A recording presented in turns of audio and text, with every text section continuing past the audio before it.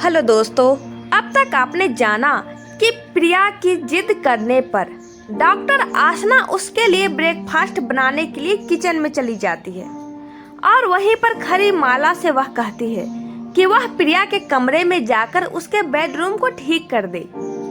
लेकिन माला जैसे ही प्रिया के कमरे में आती है तभी प्रिया चीख पड़ी और फिर उसने कहा, अब कहानी में आगे।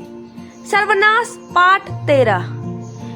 प्रिया कहती है, ओफो माला, यह क्या हुलिया बना रखा है तुमने? मुझे तो डरा ही दिया था। तुम भी ना। अच्छा मम्मा कहाँ है? लेकिन माला कुछ नहीं कहती है। फिर प्रिया ही कहती है, ओफो मैं भी ना किससे पूछ रही हूँ। और फिर प्रिया माला को इग्नोर करके नीचे आ जाती है। प्रिया की बातें सुनकर माला अपने आप को सामने लगे आईने में देखती है।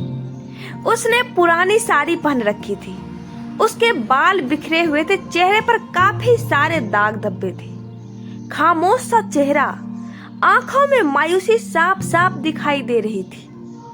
फिर माला वापस अपने काम में लग जाती है। वह प्रिया के रूम की सफाई कर नीचे आ रही थी, लेकिन माला जैसे ही नीचे आती है प्रिया उसकी तरफ देखकर कहती है, मम्मा आप माला को कुछ कहती क्यों नहीं? देखिए ना, इसने सुबह सुबह मुझे डरा दिया। कम से कम इसे कंघी तो कर लेना चाहिए। कितनी गंदी रहती है ये।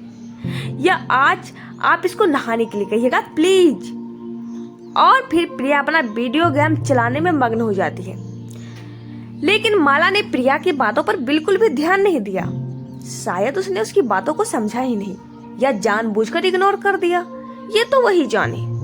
लेकिन प्रिया के इस बात पर आसना जी कहती है, कैसी बातें कर रही हो तुम प्रिया? जानती हो सर्दियों का टाइम चल रहा है और माला की तबीयत अक्सर खराब रहती है।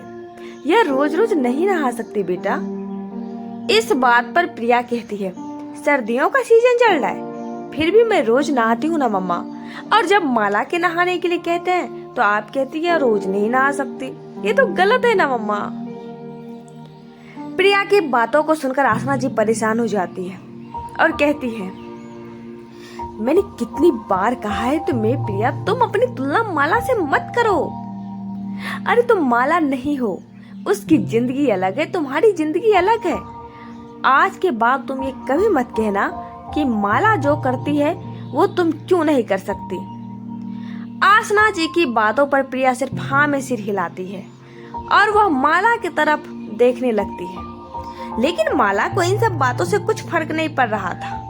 वह अपनी ही ख्यालों की दुनिया में मग्न थी और खड़ी होकर कुछ सोचते हुए माला आसना जी की तरफ ही देख रही थी। तभी आसना जी कहती है, अच्छा प्रिया बताओ, तुम्हें ब्रेकफास्ट में क्या चाहिए, मैं क्या बना दूं?